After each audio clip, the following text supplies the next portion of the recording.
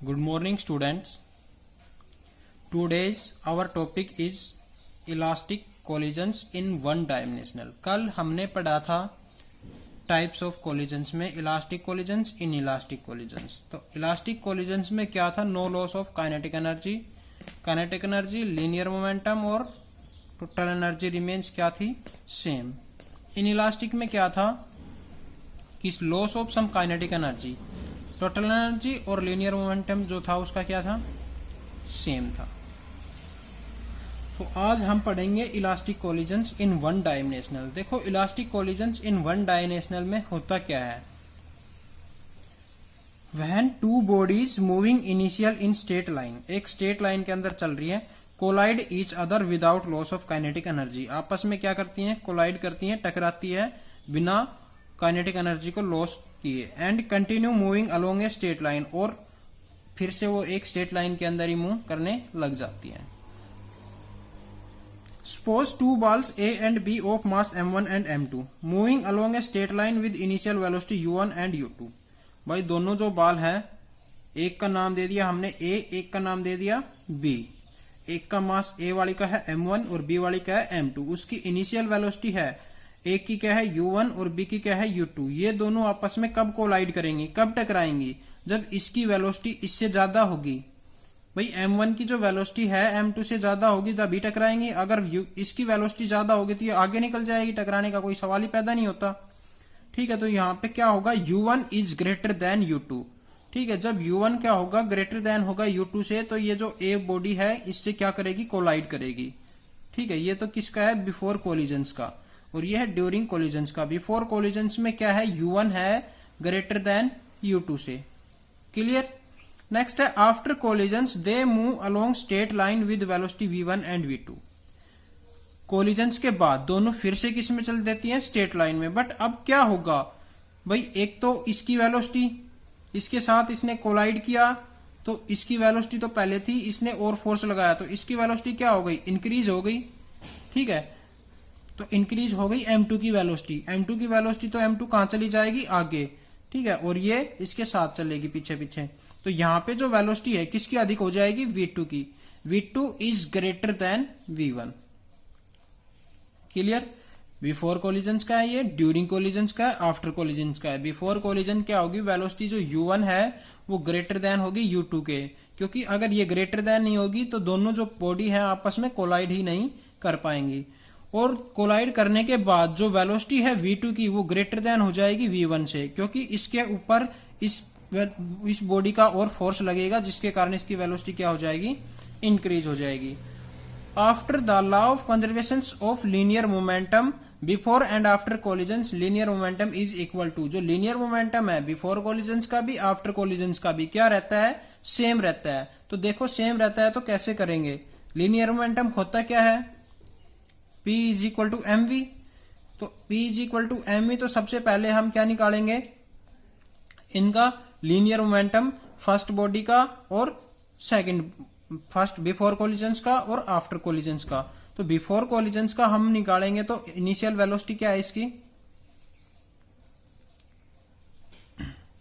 Initial velocity और final velocity दोनों से निकलेगा. तो सबसे पहले फाइनल से निकाल ले m1 v1, इनिशियल से m1 u1.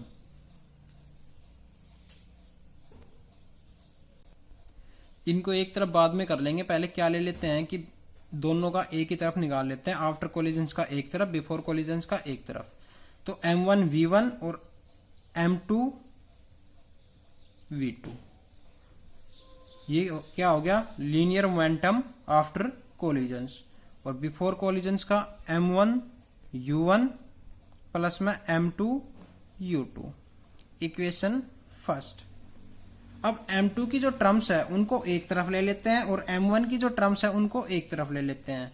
तो m2 की टर्म्स क्या है? m2 v2, ये इधर आएगा तो minus of m2 u2.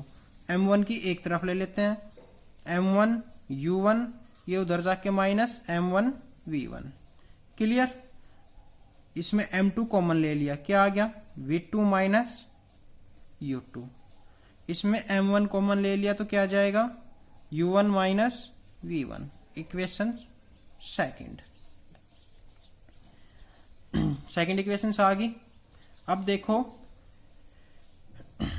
According to law of conservation of energy, law of conservation of energy में बिफोर कोलिजन्स और आफ्टर कोलिजन्स जो टोटल एनर्जी थी वो क्या थी, remains same at every point, according to law of conservation of energy. तो law of conservation of energy में देखो क्या होगा, हाफ ऑफ m1 v1 का स्क्वायर प्लस में हाफ ऑफ m2 v2 का स्क्वायर, क्योंकि काइनेटिक एनर्जी क्या होती है, half mv square is equal to half of m1 u1 का स्क्वायर प्लस में हाफ ऑफ m2 u2 का स्क्वायर। भाई 1/2 1/2 कॉमन लेके क्या कर देंगे, कट कर देंगे दोनों तरफ से। तो यहां से क्या आ जाएगा, वही m2 की एक तरफ और m1 की एक तरफ।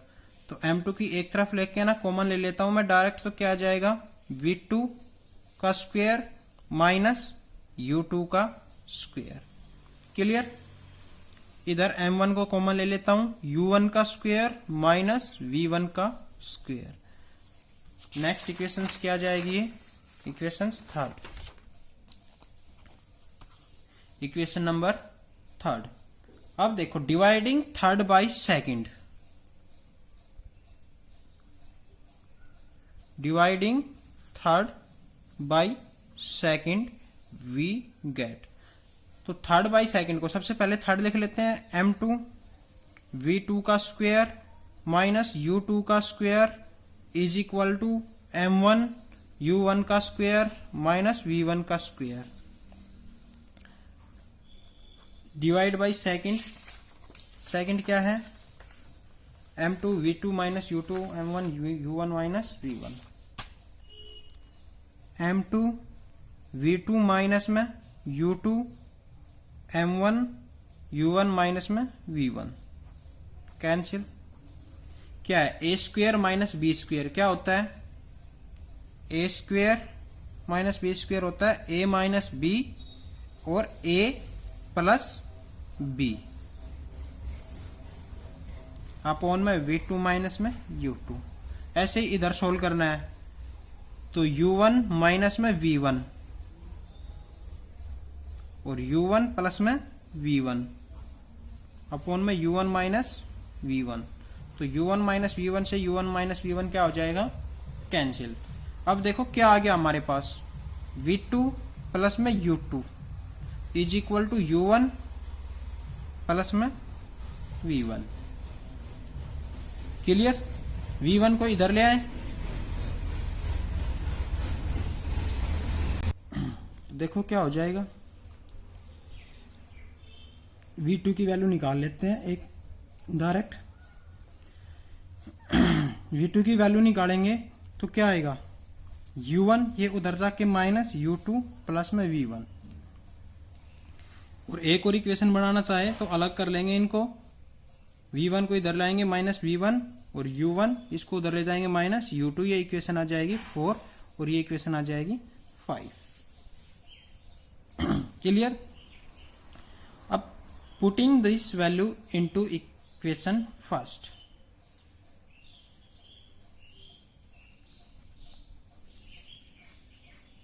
Putting this value into equation first. तो फर्स्ट के अंदर पुट करेंगे। फर्स्ट इक्वेशन हमारे पास क्या है, ये है m1 v1 plus m2 v2, m1 u1 plus में m2 u2। ये मैंने v2 की वैल्यू यहाँ पे फर्स्ट इक्वेशन में पुट कर दी है। तो पुट करने के बाद इसको क्या करेंगे, अब ओपन करेंगे ब्रैकेट को, तो क्या आएगा, m1 v1 प्लस में m2 u1 माइनस में m2 u2 और प्लस में m2 v1 is equal to m1 u1 plus में m2 u2। अब हम यहां से v1 की वैल्यू को निकाल लेंगे। तो v1 की वैल्यू निकालेंगे तो जो v1 वाली टर्म्स हैं सभी को एक तरफ और बाकी की टर्म्स को एक तरफ। तो v1 वाली टर्म्स देखो, इसमें क्या क्या है, m1 v1 और m2 v1, m1 v1 plus में m2 V1, M1 U1 plus में M2 U2, ये उधर गया तो माइनस में M2 U1 और ये भी उधर गया तो प्लस का M2 U2। क्लियर? क्या कॉमन है? V1 कॉमन है, तो V1 कॉमन है तो क्या आ जाएगा M1 प्लस में M2। इधर देखो M2 U2 और M2 U2, ठीक है, तो क्या हो जाएगा 2M2 U2 और इन दोनों में U1 कॉमन आ जाएगा तो क्या आ जाएगा M1 माइनस M2 और U1 इनमें क्या आ गया कॉमन आ गया, इन दोनों में U1 कॉमन आ गया और ये दोनों सेम है तो क्या हो जाएगा 2M2 U2। क्लियर? अब V1 की वैल्यू निकालेंगे, V1 की वैल्यू निकालेंगे तो ये इधर क्या हो जाएगा जाके डिवाइड में M1 माइनस में M2 अपॉन में M1 प्लस में M2, ऊपर क्या है U1, ऊपर 2M2 अपॉन में ये नीचे क्या आ जाएगा M1 प्लस में M2। क्लियर? और U2 को हम यहाँ ले लेंगे। ये हमारे पास क्या आ जाएगी V1 जो वेलोसिटी है, फर्स्ट बॉडी की वेलोसिटी वो आ जाएगी। अब निकालनी है सेकंड बॉडी की वेलोसिटी। सेकंड बॉडी की जो वेलोसिटी है निकालने के लिए हम किस में पुट करेंगे, फिफ्थ इक्वेशंस के अंदर। तो putting this value into equation fifth, तो पुट करो। देखो ये हमारे पास है फिफ्थ इक्वेशन, इसमें V2 की वैल्यू जो है हमें निकालनी है तो V1 की वैल्यू यहाँ पे पुट कर दी, तो U1 माइनस U2 और प्लस में V2 की जो ये वैल्यू आई थी ये वाली वैल्यू हमने यहाँ पे पुट कर दी। तो अब इसको सोल्व करके हमें V2 की वैल्यू को निकालना है। तो इसको सोल्व करके V2 की वैल्यू को देखो कैसे निकालेंगे। इसको हम पीछे लेते जाएंगे और इसको यहीं रख लेंगे। तो U1 प्लस में M1 माइनस में M2 अपॉन में M1 प्लस में M2 U1 प्लस में 2M2 अपॉन में M1 प्लस में M2 U2, माइनस U2 है माइनस U2। क्लियर? इसमें U1 को कॉमन ले लेंगे, इसमें U2 को कॉमन लेंगे। इसमें U1 को कॉमन ले लेते हैं तो यहां पे तो क्या बच गया 1 प्लस में M1 माइनस M2 अपॉन में M1 प्लस में M2, ठीक है, और यहां पे क्या आ गया U1 कॉमन। इसमें U2 को कॉमन ले लेंगे तो यहां पे तो क्या बच गया 2M2 अपॉन में M1 प्लस में M2 माइनस क्या बच गया 1 और U2 हमने क्या ले लिया कॉमन ले लिया। क्लियर? अब देखो एलसीएम लेके इसको सोल्व करेंगे।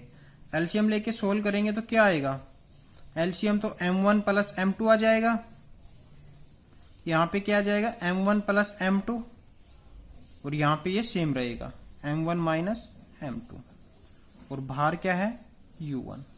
तो M2 से M2 कैंसिल क्योंकि एक माइनस का है एक प्लस का है।